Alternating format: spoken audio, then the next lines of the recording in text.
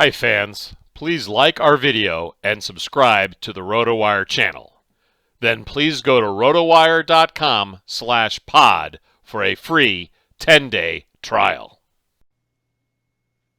Welcome to the RotoWire Prospect Podcast. I'm Clay Link, along with RotoWire.com's lead prospect writer, James Anderson. Special edition of the Prospect Pod today. James, we're going to be welcoming on Ian Kahn here momentarily. I don't know if Ian's going to be doing the video portion of the show, but I'm excited to talk with him about his Dynasty Rankings, which went live to the site.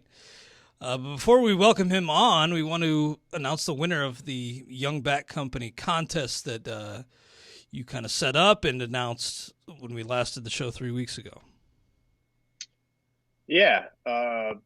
For those who didn't listen to last week's show, the Young Bat Company, which is a cool company if you're into baseball at all, they make a lot of cool bats, and they also make some mugs. They are certified by the MLB Players Association.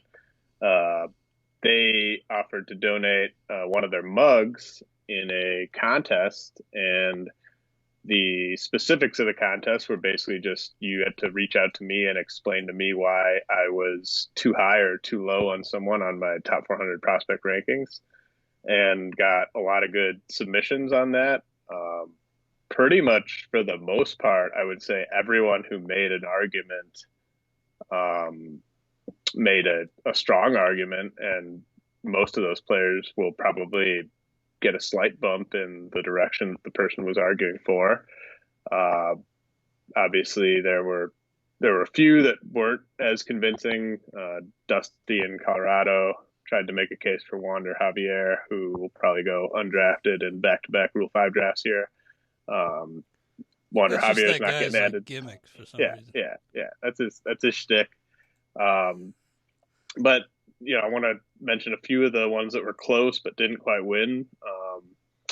Tom McQuaid nominated Colin Barber, Astros outfield prospect. I think I have him ranked 290 right now. He said that I'm too low on him. I think he's probably right. I will be bumping up Colin Barber. He's got a chance to be a 5-category guy. Pretty toolsy. He'll be bumped up a little bit.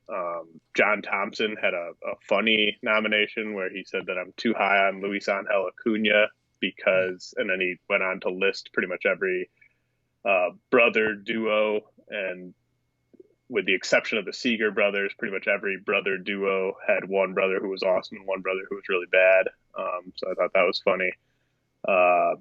Robert Mershak said that I was too low on Tariq Skubal, which I think I agree with. I think I'll bump him up a little bit.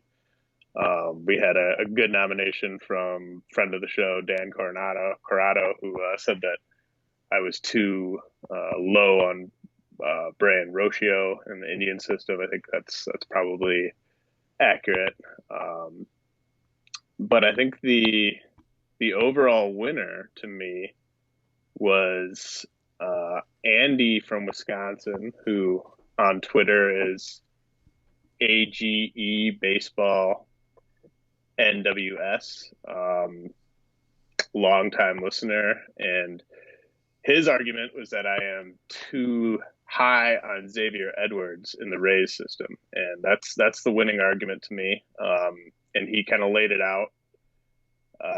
And as you'll notice, this was an argument of a guy that I was too high on, which pretty much every other submission was a guy that I'm too low on. So people nominating a prospect that they're really high on, that they think I should be higher on. In this case, he said I'm too high on Xavier Edwards and he should be lower, which I tend to agree with, actually. And he kind of laid it out that it's a Rays prospect who, realistically, you look at the depth chart ahead of Xavier Edwards, it's tough to see how he would ever be an everyday player in this organization. I think he's got a similar skill set to a guy like Nick Madrigal, where it's speed and batting average and really no power at all. And that'll work when it's a guy like Madrigal, who's a college hitter, who's close to the majors, who's high pedigree. His team used a top 10 draft pick on. Like Nick Madrigal's playing time is pretty safe in Chicago, I would say. But I think Xavier Edwards in Tampa Bay, I just don't see a player with his lack of power ever moving into sort of a full-time role. Like I think he could be kind of maybe an infield version of like Manny Margot for them, where he's playing 3-4 days a week, something like that. But that's tough in a weekly league. And so I think Xavier Edwards, if he gets traded to a rebuilding club, I think his value would soar up. But I don't think we can just assume that that's going to happen. I think we have to kind of rank him like we're assuming he reaches the majors as a member of the Tampa Bay Rays. And yeah, I think, I have him just outside my top 100. I think he probably should be closer to 150 than 100. And so I think Andy from Wisconsin made a pretty convincing case that I am a little bit too high on Xavier Edwards. So I think he will be the winner, and he will get to pick a mug from Young Bat Company of his choosing. I like that. Andy in Wisconsin. Congrats, Andy. Should he just reach out to you then on Twitter or something? I'm gonna send him a direct message and keeping it in Scotty boy. Yeah, it had nothing to do with that. I mean, I'm not like friends with Andy. I don't live down the street from Andy or anything like that. But he's your buddy from back home. I did recognize the Twitter handle. He has been a loyal listener. But yeah, I just think that was I'm sort of a glass half empty guy a lot of the time. So I think it might have just been the case that I was too high on a guy that sort of I found convincing because everyone's trying to get prospects they love pumped up a little bit, but the one guy who went against you, in that respect is the winner. Congrats again to Andy and to the Young Bat Company for sponsoring this little contest. That's a good time. I agree. Just a guy with that little power is just hard in fantasy baseball in particular to have that guy filling a roster spot. It just puts such pressure on your other roster spots to for that power output, and it's hard to make up. By the way, I just wanted to mention Wander Franco because he got hurt in the Dominican Winter League, right? Any update on him and what's going on with Franco? I think they're saying that there's no structural damage with his shoulder, that it's just inflammation. But I am, it's not like I'm bumping him out of the number one spot. I think people should know, like, he's the number one prospect. I don't think he's just in this tier by himself, though. Like, I think, like, Julio Rodriguez and Marco Luciano, to me, are kind of in that same tier. And Franco probably steals more bases than those guys.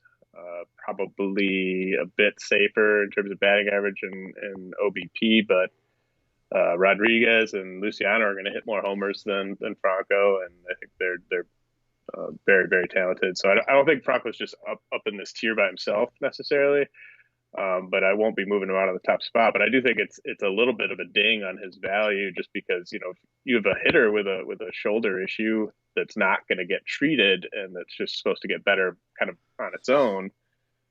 You don't necessarily know you're out of the woods till you're officially out of the woods on that. So I do think it's a knock on his 2021 value specifically, because we just don't know if he's going to report to spring training 100%. And if he's not 100% in spring training, he won't be able to make as strong of a case that he deserves to be promoted early in the season. The Rays obviously have no need to promote him. Like, there's not a gaping hole anywhere in their infield, so they can wait on him as long as they need to. So I think Franco, I think still probably going inside the top 300 in early drafts. I don't have a problem with that, but I'm probably not going to be taking him there. Interesting. I always enjoy your rookie tiers article every year for the magazine. I'm looking forward to seeing how those shake out at the top because, Franco not in the tier by himself, and maybe the case could be made that, other prospects who have yet to debut have more value in redraft. I could certainly see that. And Vlad Jr., glad to see he's already down, 30-some pounds? That's good. Good for him. I guess they're trying to him at third again. Oh, I didn't even see that. In the Dominican, I guess he wanted to play third. But well, yeah. I mean, that's I don't think he's going back to third for the Blue Jays. No, probably not. But good for him trying to, because such immense talent. Good to see him refining that a little bit. We got to welcome on Ian Kahn. Stick with us. We'll be back with Ian in 1 second. Hi, fans. Please like our video and subscribe to the RotoWire channel. Then please go to rotowire.com/pod for a free 10-day trial. Welcome back to the Prospect Podcast. Clay Link and James Anderson here, and we welcome in Ian Kahn of RotoWire and The Athletic. Ian, so good to talk with you, man. It seems like it's been quite a while. It has. It's been a little too long. I miss my friends. Miss you too, good man. to see you. Good to hear your voice.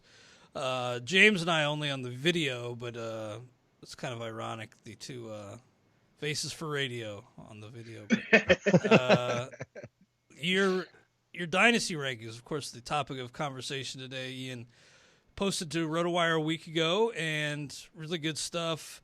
Want to lay some initial framework, as we always do, before we talk about this. These are geared toward 5x5 Roto with batting average. Anything else you want to mention? Two catcher. Caveats. Yeah, two catcher as opposed to one catcher. 15 team. It's thought of as a 15 team. Two catcher, 5x5 Roto average. Yep, that's the stuff. Nice, man. Yeah, check these out for yourself. If you have not had a chance to, rotowire.com/pod for a free 10-day trial. No credit card required, no strings attached. We will not bill you after the end of the trial because we don't have your credit card information. Wow, that's really cool. Is that really right? Yeah. That's really... Just sign up. So wait a minute. We're just going to... Clay, everyone can just hop on and grab all the rankings and get a taste of the site and then be on their way. Yeah, they can do and that. While they're... That's how confident we are in the product. Yeah, that's a good stuff. Yeah. Then you get James Anderson's top 400. You get, if you look at the have you guys dropped, Clay, have you dropped the rankings for 2021 yet or not yet? I have not. I don't know what to make of the pool myself yet. I've still got to, still digging into the research aspect personally. I had to get these out, man, because I did mine on August 30th because I wanted to do it right before the trade deadline for most leagues. And so James was like, yo, you got to bring them out. So I did August 30th. And then time passed and I really wanted to wait till after the playoffs because the playoffs do matter to me, not in terms of how much. It doesn't change the numbers per se, but it changes the perception of players a lot. And I like to put that in there because so much of what is in this list is not just how I think about these players. It's also what I think the market for these players are. And I think that that's kind of important to put out there as well. Yeah, that's so important. And you are a master trader, and I don't know if anybody has their pulse on the market any more than you do, Ian.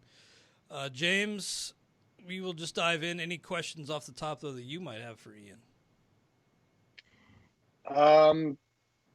Well, I have some of the questions I have are kind of more strategy based than necessarily player based. But Ian, is there anything you want to mention sort of with the top? Well, I have a question for you, James. Sure.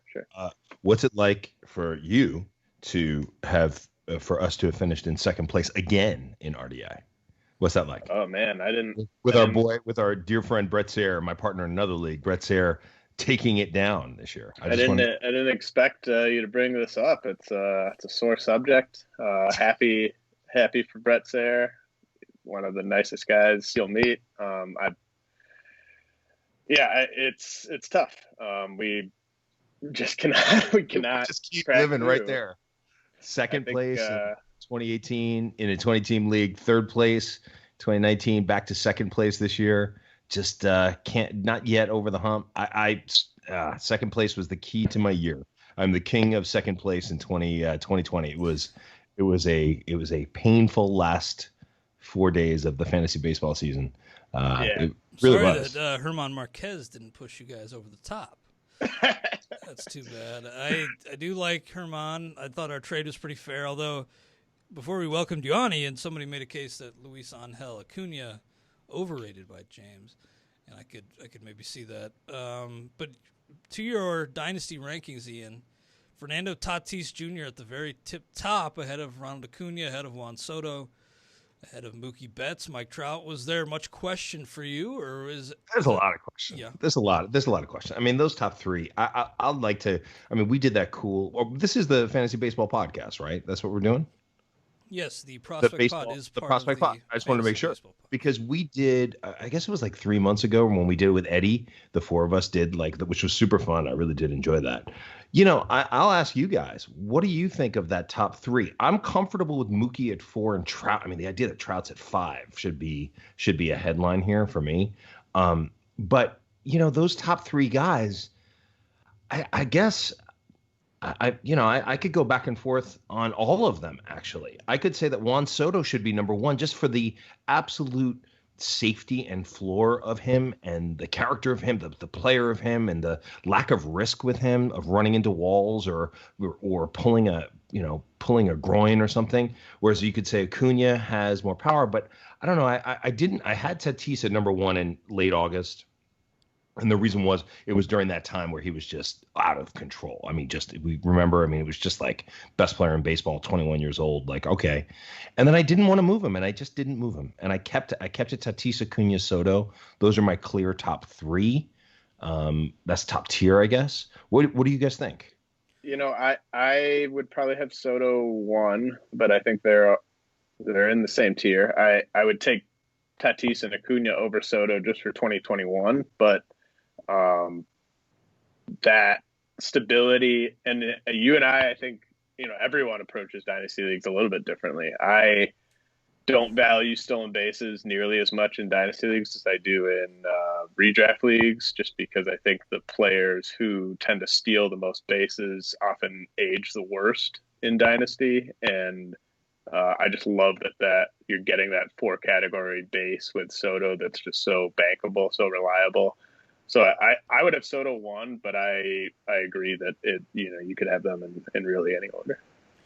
Yeah, I'm on the other side. I think I'd have Acuna 1, so we'll have 3 different choices. I'm not the one to listen to, so I do think Acuna, though, with his steals and the on-base ability, the power, it's just the total package.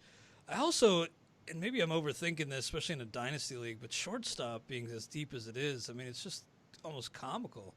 And maybe that's weighing against Tatis in my mind a little bit. Do you think that's a mistake, James? Well, I think outfield is just as deep in dynasty, so I don't think. Whenever I'm doing a draft, I feel like I fill up. Like, outfield is usually my best player available for picks where I don't end up taking an outfielder because I already have too many. Shortstop is deep. Fair. You're right about shortstop being deep, but it's just you also have a middle infield spot you have to fill. I don't enjoy starting like mid to low tier. Yeah, I don't want to start someone like that. So I thought you were the Nick Ahmed guy, James. I like Nick Ahmed. I am. Nick Ahmed. Nick Ahmed's on this list. No, I'm a Nick Ahmed guy. I think be a Nick Ahmed guy and not want to be starting Nick Ahmed. Yeah, especially as your shortstop. Maybe as your middle, I could see. No, Nick Ahmed did not make the list. I'm disappointed. I think I was back and forth on that, but he just did not make the list. Just on the outside looking in. Yeah, just on the outside looking in. Well, Ian, you mentioned Mike Trout at 5. Behind him, Trey Turner, Trevor Story. I'm a little worried about Story's long-term future, where he's going to be playing. Shane Bieber then checking in as the first pitcher on the board. Yeah. And it looks like there's a little bit of a distance between him and Garrett Cole. And then nobody else really in that mix, am I right? Looks like DeGrom down at 30. We got Bueller at 18. Oh, there's Bueller. Which could be argued. That's the great thing about this list. And Flaherty at 27. The great thing about this list is I post it, and then within about 15 minutes, I go, I'm rethinking that. But so it's part of the process of it, and you just got to get the list down. But for me, Bieber ahead of Cole really has to do with age. It's just an age difference for me. There's just so many more years, and I'm even accounting for the fact that he could run into a TJ situation, and still, I think he's 25. I'm pretty sure that's how old he is. Or maybe he's 26, just hit 26. But so that's the reasoning behind it. It was such a dominant year out of him. And if you're gonna build a staff, having Shane Bieber on your team for a good long time would be great. Garrett Cole ran into the Gary Sanchez problem. That's what I like to call it.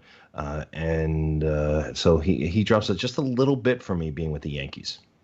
You mentioned Gary Sanchez. I actually had a question sort of about him. He's in like the 200s, so we're moving way down the list, and we'll move back up here in a second. But so my question about Gary Sanchez is, like, I have him in a couple dynasty leagues. And yeah, we have him, and he's what cost us the win this year with his 1.7 average. I'm basically out on him. There's a lot of data out there. Basically, he made kind of he might have had the worst approach or ability to make contact on pitches in the strike zone of anyone last year, and I don't like his makeup in the sense of, like, I don't trust him to be working his ass off to get better. And I'm basically out on him. But what's your advice to someone who has a player like that, who, you know, if you do any sort of dynasty startup, someone's going to try to fill their catcher spot by taking Gary Sanchez. But like, if you're trying to trade Gary Sanchez, you know, you're going to get lowballed all over the place. Are you willing to sort of just take what you can get for a guy that and it doesn't have to be Gary Sanchez. It could be, you know, someone else who, for whatever reason, you're just kind of out on them, but you have them on your roster. Are you willing to sort of cash them out at a low point after a down year? Nope. And just sort of take whatever you can get? Or do you just, even if you don't think they're good, do you just have to hold them? You have to hold them. I remember when we made this trade for Gary Sanchez, we traded with Ralph Lifshitz, and I don't remember exactly who was in the deal. I remember Tyler Freeman was in the deal, and we felt really good about it. We were going for the win. I think it was 2019, and we were in the top 2 or 3 right there, going for the championship. So now we own him, and he cost us the championship this year because where we lost it was an average, and he hit 147. And I remember when we picked up Sean Murphy, you were like, "We're picking up Sean Murphy." I was like, "We've got a catcher, and it's a 1-catcher league." You're like, "We're picking up Sean Murphy." I'm like, "All right, he's gonna be on our bench because Gary Sanchez is our long-term catcher." Like, we're picking up Sean Murphy. We can't trade Gary Sanchez right now. The same reason why the Yankees could not non-tender him, because the truth is he has talent. He has the talent. His makeup that you describe, I've talked about this for years because I was a catcher, right? I was a catcher in high school. When I played in college, I was a catcher. I love catchers, and I judge catchers really harshly if they aren't good catchers. And Gary Sanchez is a bad catcher, but Gary Sanchez has improved as a catcher by a lot over the course of the last couple of years. I mean, the wild pitches and pass balls for the New York Yankees, people point to the pass balls and they say, well, you know, he doesn't have that many pass balls. Yes, but look how many wild pitches are on his team. He doesn't catch it. He doesn't stop anything. Well, last year he started to stop the ball better. Last year he started to catch better. So his makeup, which before I would have given like A to F, I would have given him a D for makeup. I'm up to a C on makeup, which still isn't so high, but still higher than what it was. He's better than what we saw. There is upside for him to return value. Certainly, we would get a second round or third round pick in this draft, which in this draft is not terribly great.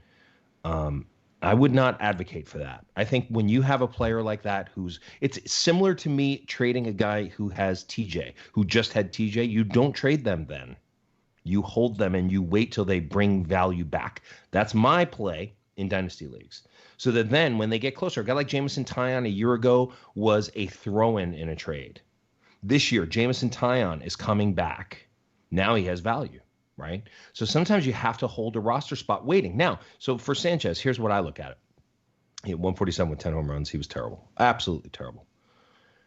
If he comes back, and we've got you and I are maybe going to argue about this as we get closer to cut down part of the season. But if he is in May and he's hitting 150 and he's sitting half the time, we're going to drop him. But if he turns it on and goes into Gary Sanchez beast mode, which he has the potential to do, and we've given him up for 15 cents on the dollar, we will have failed as a dynasty owner, in my perspective. That's my POV. I think that you're right. Like, I think that's the point. Is like you're not holding the guy and saying you're never going to cut him for nothing. Like, that's still a possibility. Absolutely. But just what you're getting back in a trade does not have enough value to justify cutting the cord at this point. Right, similar to like Dallas Keuchel, right? There was right after Keuchel's, it was like he's done, he's toast. I was like, he's not done. He's worth a hold. I was picking him up in trades before last season, and he came through this year. Right now is when now is when you trade Dallas Keuchel. You don't trade him when he's at the bottom of his value. You wait till he's at the top of his value, and then you say, you know what, we got our value out of him. Someone else is going to buy him at this price, and then you get 5 times what you would have gotten for him last year. That's the game. I mean, that's what the game is all about. Someone like Victor Robles, was it 2 years ago? Let's talk Joe Adell. Joe Adell last year was the hardest player in baseball to get in Dynasty. You couldn't get him, right? He was going to be the next big thing.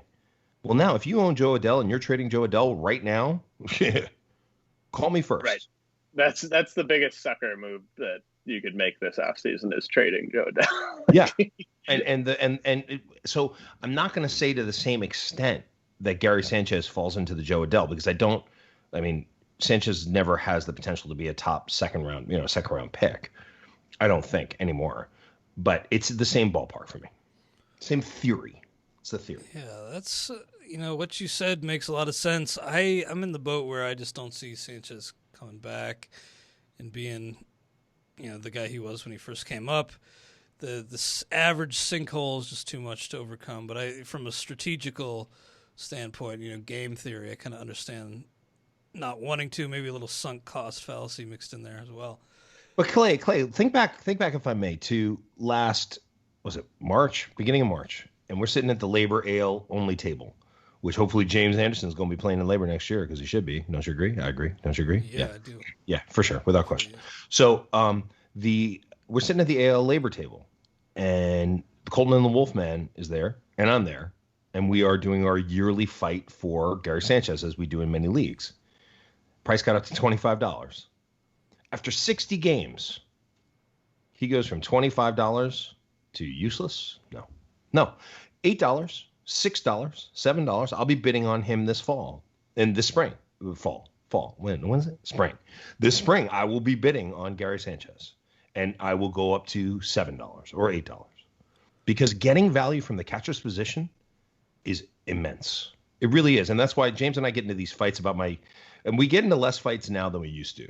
In the past, James would go, you like catchers way, way, way too much. There shouldn't be a catcher on this list. And I'm like, no, yes, I do. I like catchers way, way, way too much. But the reason is because of the value they bring. It's the value they bring because you're doing that. And we're paying for the great Gary Sanchez and someone else is getting the Martin Maldonado. We're getting the 35 home runs, and Martin Maldonado's getting the 9 home runs or 10 home runs. And I really think that's a difference maker in leagues. Yeah, I don't think I'm going to be the one fighting you on Gary Sanchez next year, but I reserve the right to battle you if I change my mind. We fought over Austin Romine. I'm sorry to interrupt you. Yeah. Clay and I spent the whole spring fighting over Austin Romine. Yeah, he was my favorite cheap catcher. That didn't work out too well. Yeah, it was mine too. It was one of mine too, though. Yeah, those 2-catcher leagues this year were just brutal. Really, the whole pool behind Real Muto is pretty bad. But back to your dynasty list, Ian. Alex Bregman at 16 seems like his rankings largely unchanged, despite a 242 average, only 6 homers and 0 steals in the shortened season. What's your thoughts on Bregman? My thoughts on Bregman is that was one of the clear people on the list when I went back and looked at it. I went, why do I have Bregman so high? That's too high for Alex Bregman at this point. Also, because emotionally, and I did talk about this, that I thought that Bregman was going to suffer more than most Astros from the scandal. Not necessarily that he wouldn't be able to cheat anymore, like he used to cheat when he cheated, but that emotionally it was going to be hard for him because he seems to be a pretty decent fellow. And it looked like he took it really hard, and he never took responsibility for himself. That's a bad ranking on my part. And so, James, remember when I said to you, I was like, hey, listen, if I want to make a change on the rankings, and you're like, yeah, just text me. I'm going to need to. I think Bregman needs to be down, actually, quite considerably. I think in redoing this, he's got to drop to the late 20s at least. I still think he's going to be good. I do. And I think he's going to bounce back. But if I had Alex Bregman and somebody offered me Wander Franco for him right now, See, that's what I do at the end of the day is I look and I say, all right, who would I rather have in a trade, Franco or Bregman? Bregman or Franco? I'm still actually kind of going, I guess I do like Bregman. Yeah, I don't think that's like a bad rank or anything personally, but it's not great. He's not running, so it's the not fact great. that he's not running does worry me a little bit. James, James, do you have any James, what concern do you about think? the bat? Help me, dude. Help me. I don't think late 20s is where he should go, but like I would take Eloy over Bregman. I would take Albies over Bregman. I would I'd probably take Kyle Tucker and Luis Robert over Bregman, who you have at 23 and 24. Even though I think neither of those guys are ever going to be as good a hitters as Bregman is, and I still think he will be going forward. I just think you have to look at the 5 category aspect of it. And this is batting average. This isn't OBP. I think Bregman gets a bit of a bump in OBP, but yeah, I think you might be like a little high, 8 spots too high, I think or something so. like that. And I think in later in the list, 8 spots doesn't mean. I was going to say a different word, but I'll say crap. But at this point in the list, it's a ding on Kahn. I take the ding, and I roll with it. No, that's fair. It's fair. Should be down. Yeah, who would you rather take right there? Would you take Bregman or would you take Arenado? Man, I'm so worried about Arenado, man. I'd take Bregman. I would too. I think that might be the spot. And actually, I think I might take Bregman over Louis Robert at this point. I still would. I just for the safety, I'm not sold totally that Robert's going to be able to. But it's right in that area, I would say. So I want to ask you about a guy who is sort of in that area, just inside the top 30. Adalberto Mondesi. Oh yeah, a very controversial player on fantasy baseball Twitter. There's a lot of hot takes out there on Adalberto Mondesi. Mm-hmm. You were explaining to me during this process why you have him so high, and I didn't push you back at all, but I want you to give you a chance to explain to the listeners why you have him inside the top. What's his number? Hold on. Where is he at? 29. 29. Yeah, I was 28, 29. Yeah, 29. Okay, so here's why. Every single league I played in this year, the team that had Adalberto Mondesi won the league. Every single league. RDI, DL1, which my team won, Adalberto Mondesi. Just every league, Tout Wars, everything, which was a heartbreak. Clay, man, I was so close to repeating in Tout Wars. I'm not even going to go into it. I didn't realize Ariel had Mondesi. Yeah, he did. He had Mondesi. And I was not on him at all in a points league, and for him to do that. No, I wasn't either. In a points league, it's not, and especially in that format, the points league. But a little surprised to hear Devil's that. Rejects, I believe in Devil's Rejects, Adalberto Mondesi was on the championship team. Again, Brett's team had Adalberto Mondesi. It just changes the equation when you have a guy who's going to steal bases like that for your team. That's it. I mean, you own the category. It's like, and he'll bring you power. Yes, of course. The beginning of the season, everyone was like, there was one week I actually sat him in DL1 and he stole 9 bases and hit 4 home runs. It was the monster week. And I was like, because we had Didi Gregorius, my partner Robert Mershak and I, and we had Didi Gregorius and we have Tatis on that team. And so I was like, you know what, just for this 1 week, we're going to start Adam Duvall at utility or something and take Didi out of util. We'll put him into the middle infield slot. And then I didn't want to do it, but Robert's like, no, let's give it a go. And let's just give him a week off. And then like every day that week, it was just like, oh my God. And we were fortunately far enough ahead that it didn't matter at all. But that's why Adalberto Mondesi is so high. I think he's going to grow into it. Yes, of course, James is right. In 6-7 years, 5 years maybe, the steals will start to go down. But this is what we always dreamed. If you think back so many years to Billy Hamilton, and you think about what we thought Billy Hamilton would be, that's what this dude is, at least to me.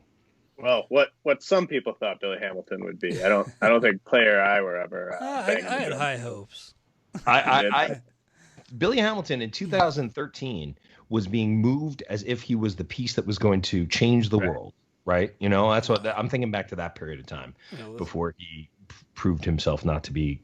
I think you have to look at you have to look at the whole package a player brings to his team, and before you start saying like, oh, this guy's just a bad hitter, he's a crappy hitter, he's not gonna whatever. Like a guy can be a low OBP hitter and still bring a lot of value to his big league team. Like watching Adalberto Mondesi play defense is a joy. and he's still 25, and you don't have to worry about his playing time. Like there are guys out there where you just like, a bad month and he could lose his job. That's not Alberto Montesi. And look at how the Royals treated him, right? I watched I look at the lineup every day. And so they started him out as the second hitter in the lineup for most of the season. And then they dropped him after he was struggling, hitting like Gary Sanchez. They dropped him down to 9. Then they put him up to 8. And then he started to hit again, and they kept him at 8. Then he was continuing to just tear the cover off the ball. They moved him back to 2. Then they had him at 3 for a while. Like they are caring for they're caring for him in every way. So I'm really comfortable. You guys gonna ask me about Vlad? I'll ask you guys about Vlad if that's all right. Well, yeah. I mean, he's right behind DeGrom here. I see on your list at 31. James and I talked a little bit about him before we welcomed you on. He's down. Oh, okay. He's trimmed. I mean, very briefly, but he's trimmed down. I think he said he was trying to play a little third base in the Dominican Winter League. I think at 30, that's about right. 31. But I get the reasons to think that maybe it's just not there, especially with the ground ball rate as high as it is. What do you think, James? Yeah, he was too heavy. I mean, that he was absolutely overweight, especially entering the year last year. I think he said he lost like 20 pounds during the year and another 20 pounds after the season, and then he's hoping to lose, I think, another 10 before the start of spring training. So basically, he entered last season 50 to 60 pounds overweight, which is a crazy thing to say about a 21-year-old professional athlete. But I'm happy he lost the weight. I'm more interested in just like what you alluded to, Clay. Can he iron out that swing to the point where he's getting maximum impact when he does connect? Him just hitting a 300 average where it's 25 home runs in a full season. That's not nearly as exciting as if he's hitting 300, 310 with 35 homers, and he's definitely got that raw power. Which is kind of what we were looking to and what we were thinking he was going to be. I want to just speak back to the last time I was on the podcast where we did discuss this and we went into good detail. A buddy of mine, I'm going to shout out his name. His name is Jared Hyman. And I remember I was trying to get back on the show to talk about this, and I had forgotten about this until we started discussing it, where I was talking about Vlad, and I was talking about his from a psychological standpoint, which is how I look at the game. I was talking about why I thought he was 50 or 60 pounds overweight. And my buddy Jared called me up. He was like, yo, out of line, like in a big way. And I've got some contact with Vlad, and you don't know what you're talking about, and you shouldn't be talking like this. And I kind of went back and forth with him a while, and I was like, no, you know what? You're right. And I apologize. And I just wanted to take a moment to speak that because I know he listens to your show, as he's wise to do. Everyone should listen to your show. But he was right about that, and I tip my hat to him. I will say this. Once I saw the weight go down, I lifted Vlad from, he was in the mid-40s at that point before I saw that picture.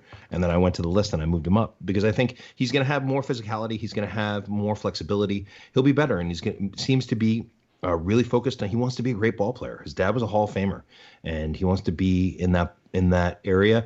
I think it's an interesting thing. I'd be really curious when we come back in a year to see where Vlad is on this list. And my hope is that it's higher.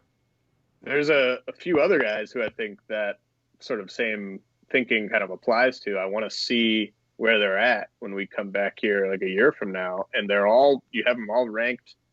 They're not back to back, but they're within 6 spots of each other, and they're in the 40s. Keston Hiura, Austin Meadows, Gleyber Torres, they're all in the 40s on your rankings. They're all coming off down years. And I just want to know, like, who are you highest on? If I said one of those 3 is going to be in the top 20 a year from now, and one of those 3 is going to be outside the top 60, who are you highest on? Who are you most concerned about out of those 3? Damn.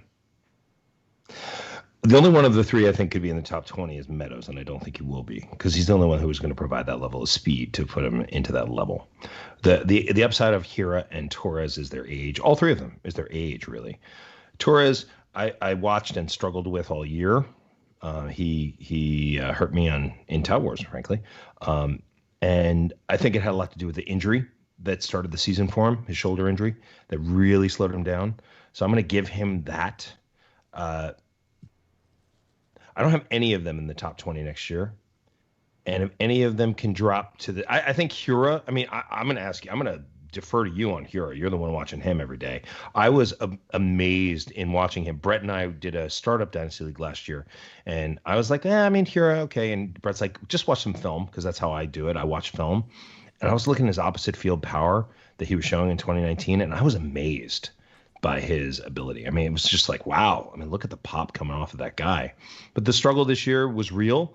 So I wouldn't inside the top 20, none of them. I could see Gleyber heading back. I think also it would be wise for Gleyber to go back to second base. He's a bad shortstop, and I think that probably hurt him a little bit too. I don't have a great answer for you. Actually, yeah, I guess I kind of do. Let's go by the ranking.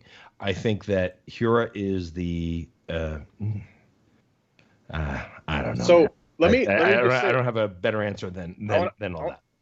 I think you said you think Meadows has the highest upward mobility. I think Gleyber has the highest upward mobility, and I don't think any of the three are going to steal enough bases for that to really matter in terms of differentiating them. Like Meadows, I know he stole the double-digit bases in 2019. I don't think he's going to steal double-digit bases again. But I think Gleyber is, like, he's still 23. He plays on the Yankees.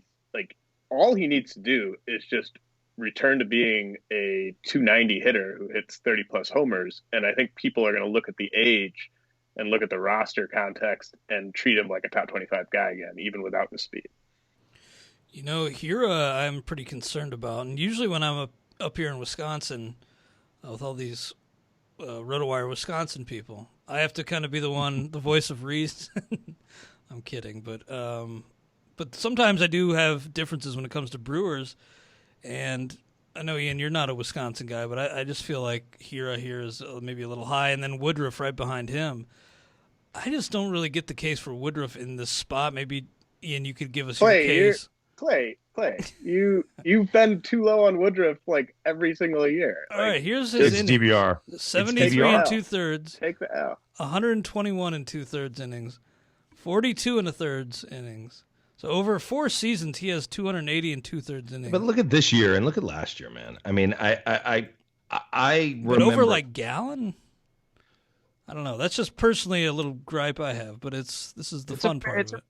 You can Gallen gripe me on that. That's fair. Yeah. The thing about Woodruff was it was DVR on the. I should probably plug my podcast that I on the Athletic Fantasy Baseball podcast that I get to do with Derek Van Riper and Nando DeFino and myself. It's a fun show. If you have not checked it out, you do not even have to be a subscriber. Similar, and we talk about Clay Link and James Anderson, ding, all the time because you guys are my boys and my partners in crime. It was DVR who came last year coming into the season, and he said Brandon Woodruff is going to be a top 20 pitcher next year. I was like, what? Shut up. I was saying that too. Anyone who watched the Brewers knew how good Brandon Woodruff was. Like, right. He's an absolute stud. He's an ace. Yeah, he's an ace. I mean, he's an ace over 100 innings. But you're going to ding him because he wasn't able to log 150 innings in a 62 game Not in this season, but he's never even cleared 125. In the majors. I think he's an unknown. I mean, the stuff is pretty good. I just feel like that's a steep stuff price is really to pay. Good. I watched film and I watched that ball move. I watched the life on that fastball, and I'm a Woodruff believer now in a way that I was never before. And so you could argue that. I mean, look, we all have our favorites. I have Tyler Glasnow. James and I picked Tyler Glasnow in the 27th round of the 2018 draft that we did. And he was a middle reliever for the Pittsburgh Pirates at the time. And James and I were both like, hey, let's grab Glasnow. There's upside here. And I don't know about you, James, but for me on our team, along with Ozzie Albies, who we took in the 2nd round, and Bo Bichette that we took in the 5th round or 6th round. I don't know. Well, we took Albies in like the 4th round. No, we took him in the 2nd round. We took Chris Sale in the 2nd round. That I take full responsibility for that. That's my bad. And by the way, Freddie Freeman that you took in the 1st round at 15, and remember you were like, I think I blew it here, and that's when I joined in with you. It turns out to be just a phenomenal pick. That being said, Tyler Glasnow, I have upside there. That's why he's at 48. I just think he has remarkable stuff. People could argue that, but I still think that there's another gear for Glass now. And there are similar arguments. But pitching, I'm seeing that Darvish is like being picked in the top 20 this year. Pitching is when you have aces going, it's and guys who are in their 20s who are still growing as players. I don't know. I want to ask you about pitching so I think this is a spot that a lot of people are going to find themselves in this offseason where they're saying, like, I'm ready to compete now. Like, I built up I listened to Ian. I got a bunch of these young hitters. I have that core on my team to go forward with. And now I'm ready to start trying to contend for my Dynasty League title. I need to go acquire a starting pitcher. I just don't have enough starting pitching on my roster. I need to trade for one. This was always the plan. I'm ready to start trading for starting pitching. Who are some starting pitchers that you would recommend trying to trade for where their value right now during this offseason you think is right and it's a time to pounce? Steven Strasburg. Okay, that's a good one. Steven Strasburg. I have him right now at number 99 on this list. He has ace upside. I traded for him. Wilson Karaman and I, in Dynasty Leagues, you'll notice I have partners now because it takes so much time and I have so many of them that having partners is great. And Wilson Karaman and I are partners in Devil's Rejects, the one place where James Anderson and I fight it out. And we traded, what's his name? Second baseman for Garrett Hampson, straight up for Steven Strasburg. Nice. In August of last year. And it was right when Hampson was starting to play again, right? And the opponent, or the trading partner, I should say, wanted Hampson, and Strasburg had just gotten his carpal tunnel or whatever it is going on with his wrist. And it's like, here's upside to get ourselves an ace at the low point. That's what you want. You want to buy guys who are on the down, not guys who are on the up. If you're trading for Darvish this offseason in Dynasty Leagues, be careful. Just be careful. There's value, but be careful. Like, don't overpay. Because you're going to get him for, I think you've got 2 or 3 good years left, but you're paying at the top of the thing. Another guy I would trade for is Chris Sale. Another guy I would trade for is Jose Berrios. Another guy I would definitely trade for is Mike Soroka, as long as you can handle the challenges of the lack of strikeouts. But guys that like you're going to have to overpay for, I would avoid. Wouldn't you guys go that same route? Yeah, I mean, paying sticker price for any of these guys is just, I think, losing in the long run. I think you're right that you want to, it's like almost like a stock market. There's a time, like, you can buy, like, you could have traded for Zach Gallen a year ago when, the value, he was still an ascending asset, right? So you're still paying a pretty good price, but he's not to where you think he can get. Like, so you don't want to trade for a guy like Darvish, who's at the absolute peak of his value, right? Yep, like, so exactly. I think that's the main takeaway. Yeah, a guy who's got a history of some elbow trouble too, throws all those wacky pitches. I like Darvish a lot this year. I probably will not be landing him in 2021 redraft. One more thing, Clay. Can I just add one more thing? Mm-hmm. Paying for guys like Sixto Sanchez right now or Jesus Luzardo is really dangerous. You're buying at the height of their prospect value, right? And you just have to be careful because you'll find yourself overpaying a lot. Yeah, like the argument Clay is making for Woodruff, like, to me, it doesn't apply to Woodruff because I just don't get any durability concerns from him, having like watched him. But like a guy like Jesus Luzardo, I do have durability concerns about because he's barely 6 feet tall. He's never been able to really pack, 15 legitimate starts in a row together. There are guys like that where I am worried about the durability issues, and they've never proven it over a full season where they're pitching like a starter. A guy that's pitching like 4 innings here, 4 innings, like back to back to back. Like, that's not as hard if you're going 6 innings. Can I get your guys' opinion on somebody? I've got 2 guys in a similar spot, and one of them I really like, and one of them I really don't like, and I think is a mistake. But I think I'm lower on him already than most people. And they're both on the same team. Chris Paddock and Dinelson Lamet. I have Paddock above Lamet. That's a mistake for me. Paddock, I don't like Paddock. I just don't like him. I've never liked him. I've never owned him. I have him at 82. I had some people say, you're too low on Paddock. I'm like, I'm too high on Paddock. So what do you guys think? Yeah, I'm worried about his health, quite honestly, because his fastball just suddenly became super hittable. I don't know about the velo readings. Don't have them in front of me, but something with the fastball just was not effective. I'm not touching Lamet because he ended the season with an elbow injury. There's no proof that he's healthy. Yeah. I wasn't touching Mike Clevenger even before the Tommy John, but like when a guy ends the year with an arm injury, a serious arm injury, they couldn't even bring him back to pitch in the playoffs. You're right. I'm sorry. Needed him. Boom. Like, just don't touch Lamet. Like he's not out of the woods from a health standpoint. Okay, so here's the flip side of that. So Lamet you would have Lamet down quite a bit on this list. Then you would drop him down to the 120s probably, or 130s even, based on what you just said. I argue to the people who don't have this list and I say go get yourself to Dinelson Lamet. Now's the time to buy him, but not at my price. Buy him at James. The time to buy him is after he gets surgery. Like now's the time to buy Mike Clevenger. Like I think there's truth to that. Still have to. There's still people that are treating Dinelson Lamet like he's going to enter next year fully healthy. So okay, but wait, about Clevenger. Now is not the time to buy Clevenger. I disagree with you, because here's the problem. The time, and I think I've said this on the show before.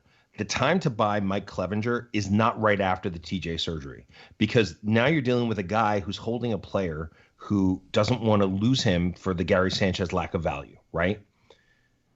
After 6 months of looking at this guy on his roster, that's the time to go buy. Yeah. You're right. After it sits and he's like, oh, this guy's never coming back. Then you go buy him for pennies on the dollar. So wait. Not now. Now's not. Don't do it right at TJ. People get pissed. They don't want to like. Well, now you're offering me a trade for him. Blah, blah, blah. 6 months later, they'll be like, yeah. You want them? Yeah, I'll give you Clevenger in the deal. And then all of a sudden, you get Clevenger.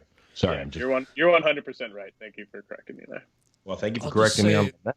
Yeah, I have a lot of health concerns with Lamet and Chris Paddock. I guess Brandon Woodruff gets a free pass on the health concerns, but Woodruff is the man. Gets a free pass. He's healthy.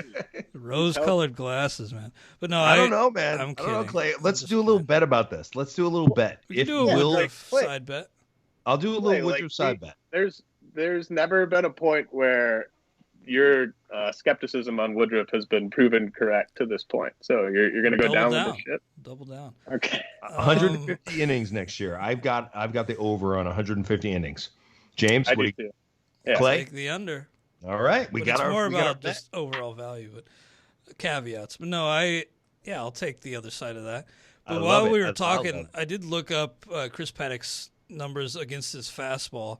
He actually gained a little steam, but his opponents hit 204, 213, 391 against his fastball in his debut. And then that jumped last year to 308, 306, 658. So a 590 X slug. Hitters just teed off on that fastball. It was just night and day difference. But back to your list here. In this range, I think it's pretty interesting because you got Strasburg, who you mentioned, Ian, at 99, then Zach Plesac at 102. Seems like maybe you're not as in on Plesac as some others who I've seen have really liked him. But I got to ask you about Ohtani. I really like him. Because when we published these rankings in the magazine last year, Ohtani was the cover athlete on the article, and you made a pretty bold stance on where you had Ohtani in dynasty leagues. Of course, the injuries played a big part, but it seems like you have soured quite a bit on Ohtani. Yeah, I take the L on that one. I'll take the win on my Luke Voits through the years, but I have to take my losses. And Shohei Ohtani is a loss on my side. I did not expect him to come back and pitch so atrociously. I thought he was going to be a special pitcher. It's possible, and then he got hurt again. So I mean, to me. Now's the time to buy Shohei Ohtani in dynasty leagues. There's no question. If you wanted him, you could never get him. The problem is the hope that I had was always that websites would figure out a way to use him in both spots. And the reality is they never did, and they didn't care to. And that's too bad. That being said, he also isn't terribly valuable because of the way that they use him, right? They're only going to use him 4 times a week as a hitter. pretty much at most, unless he becomes, and this ranking, so I'll tell you what this ranking really is. This ranking is a Shohei Ohtani's about to become a right fielder ranking. And if he were to become a right fielder, this number goes up considerably for me because I love watching this guy hit. And if he were to dedicate himself fully as a one-way player, hitter, I think he could be a special player and hit 30 home runs and steal 25 bases. And that's why he's so high as he is. It's not as a pitcher anymore in my head. Yeah, I do just want to say that I do remember you saying that your past ranking on Ohtani had you'd been assuming that that some websites would allow fantasy players to maximize all the output from Ohtani. That hasn't really happened. And James, what are your thoughts on him? Do you see the Angels picking one side of the ball? I think if they're smart, they will, but I just don't think we have any proof that they will. I mean, with any two-way guy, you want them to just be a hitter. Like, same thing with Mason Wynn, who's in the Cardinal system. Like, I'm just holding out hope that they scrap the pitching thing and just let him hit. I think if you have Ohtani, by far the best case scenario is that they just let him hit because he does have 30-20 upside as a hitter. Very nice. Well, back to the list here. We got Alec Bohm. 30-25. 30-25. Maybe 35-25. Maybe 35-30. I mean, that's the thing about the dude. I mean, he's just pretty damn special. Yeah, he really is. And Brian Hayes showed some flashes of being special. What do you guys think of that, Brian Hayes? What do you think about that, Brian Hayes? I like this ranking, 121. I feel like he could be even higher. I'm trying not to lead. We talked about that, like maybe a Frankie Lindor comp with him, with a guy who's so touted for his defense. I'm trying not, I don't see that kind of superstar future for Hayes, but I do think he's maybe a perennial top 75-ish type of player. Yeah, I think that when you follow prospects and when you're kind of in the dynasty world, you sort of have that benefit of being able to sort of pick out which breakouts are legit and which ones are sort of fool's gold. And I think I am very high on Hayes. All the sharp people that kind of also do what I do are believers in Hayes. I mean, I think he's just a guy where we'd been waiting on the power to sort of actualize in games. It wasn't a question of it not being there as a skill with him. So I think it's just one of those things where if you've been paying attention, if you've been following Hayes, what he did last year was something that we were waiting for him to do. It wasn't a surprise necessarily. Very interesting. We got to wrap things up here pretty soon. We've got about 8 minutes left. Hopefully we can maybe do a second part or maybe have you on MLB Network Radio, Ian, to talk about these more. But one guy in particular, we talked about Clevenger, and this guy's actually ranked right behind Clevenger. But others in that San Diego rotation, the health question marks, and this ranking on Luis Patino at 146, I think Ian kind of implies that you're going to be able to extract some fantasy value from him pretty soon. Like, you think he's not far off from providing fantasy value. I think there's going to be a little bit of time. That's another. This is the fun part about being on these shows is you always pick out the ones where it's like, that might be a little high on that one, on the Luis Patino. I think I'm a little high on Patino, but the prospect. I want to see, James. Where is he on your list? Is he still on your list? Yeah. I mean, this is not a final ranking. I'm still working on my list for next year, but he's in the 60s. He's like 66. Yeah, so based on James's list, I am remarkably high on that player. It came out of Patino came out of I tried to make a trade for him at some point, and the guy who I was making the trade with was like, you can give me your first, your second born, and your dog, and you're not getting Luis Patino. And so, that does play into my thought process occasionally, like just how other people are valuing him. But someone else brought up Patino to me, and as I said, not my favorite rank on that. So I can't. I defend it because it's there, but I also liked his stuff when I saw him when he came up. I was like, oh, and he's so young, and there really is upside there. There was the pedigree, but it's a little high. I want to give you a chance to defend a guy that you've actually sort of been on, like that you were sort of maybe the first guy on. At least I added him in some leagues just because of how high you were on him, and that's Dylan Moore. who you have in the 150s. So it's not like you're saying he's just some superstar that everyone needs to go trade for, but you're buying kind of what he showed last year. And I know you've watched more Dylan Moore than I have. Can you kind of explain to people what you see when you watch Dylan Moore and why you've been in on him for a while now? Right. Well, it was one of the advantages of playing in AL only leagues or only leagues is you really got to go deep, right? And so I saw Dylan Moore, and I saw that there was this guy Dylan Moore who I'd of course heard of, but then I was like, wow, he's playing. Oh, look what he did over the weekend. Oh, he had 3 stolen bases and hit 2 home runs. Oh, I'm going to pick him up this week.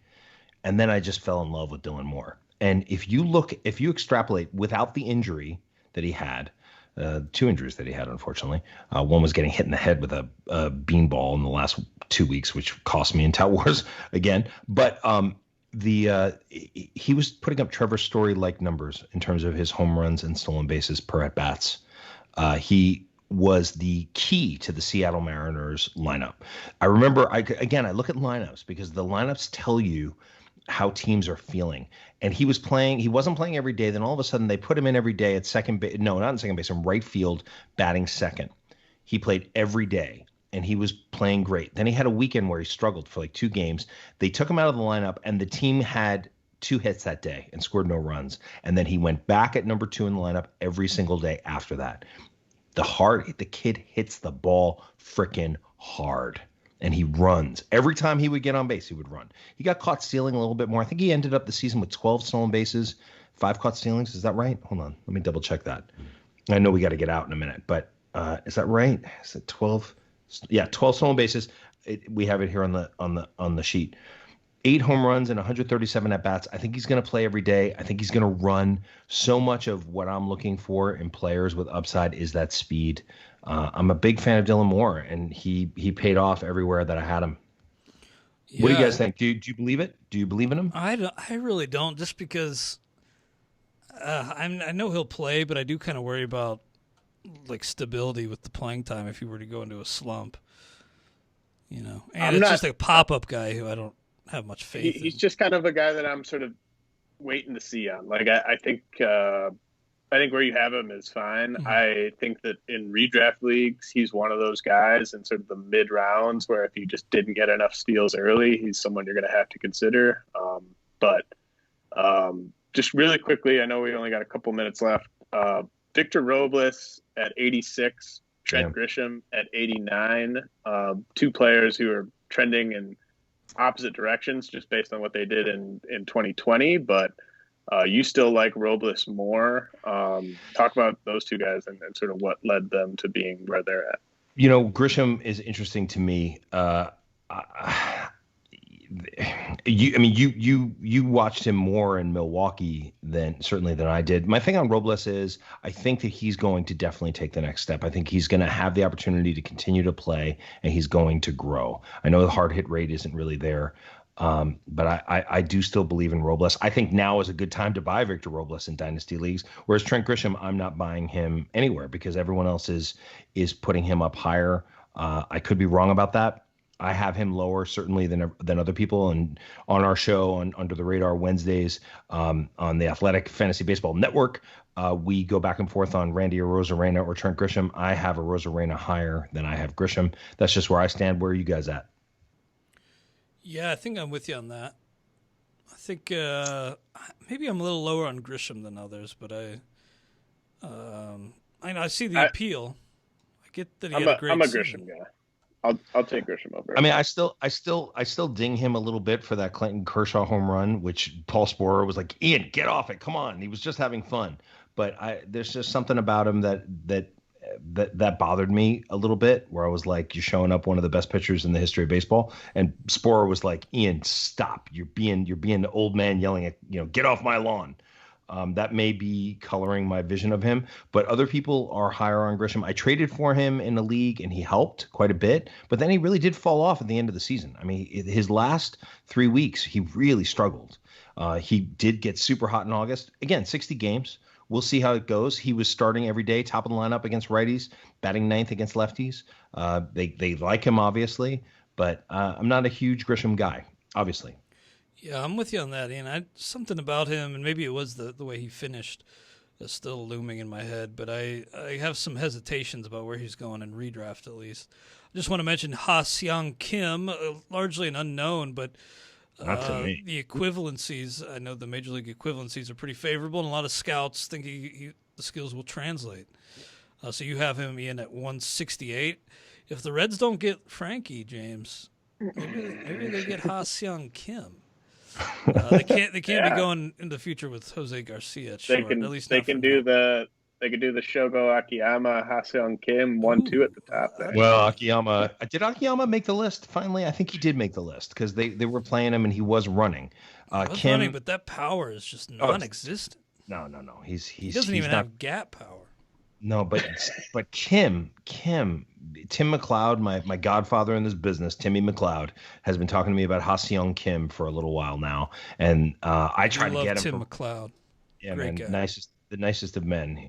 And Ha-Seong Kim, I tried so hard to get him from Lifshitz in Devil's Rejects. I was trying to Tim Anderson, just give me Kim, and I was asking for more than Kim, but what I knew was that the guy I wanted was Kim. And Ralph was like, yeah, you're not getting Kim. Kim is going to be awesome. You know it. I know it. Another KBO guy I like long-term is Baeko Gung. Played for the KT Wiz. He's like 20 years old, just a ton of raw power, big leg kick. Pretty excited about him. Another guy coming is Seiya Suzuki. He'll be coming soon, and ridiculous power. I mean, just ridiculous power, but not this year. Nice. Well, Ian, got to wrap things up. Always great talking with you. Anything else you want to plug or mention before we sign off? Yeah, I'm fortunate enough to, as I said, do the Athletic Fantasy Baseball podcast with my guys, Nando DeFino and Derek Van Riper, and really fortunate to be able to do the Dynasty Rankings at RotoWire with my partners, James Anderson and Clay Link, Jeff Erickson, and Todd Zola. I mean, just a great team over at RotoWire. You guys are fantastic, really the best. And tonight, my partner Steve Gardner and I, we've partnered in a league. I got invited into the XFL, which is the oldest dynasty / keeper league in the industry. And Steve and I have been prepping because tonight is our auction. This is Saturday, and our auction is tonight. And we've been making some amazing trades. We could do a whole podcast on the trades. I had reached out to James on a couple of them. I made a huge trade with Jeff Erickson earlier in the year. We'll use that as a little teaser. But a real pleasure always to be with you guys. We're thrilled to talk with you, and great having you be a part of the team here at RotoWire. We're thrilled to have you. Give Ian a follow on Twitter at Ian Kahn 4. That's his baseball account. And hope to talk again soon, James. Always a pleasure, man. Appreciate all of you tuning in. We'll talk to you in a few weeks here on the RotoWire Fantasy Baseball Podcast.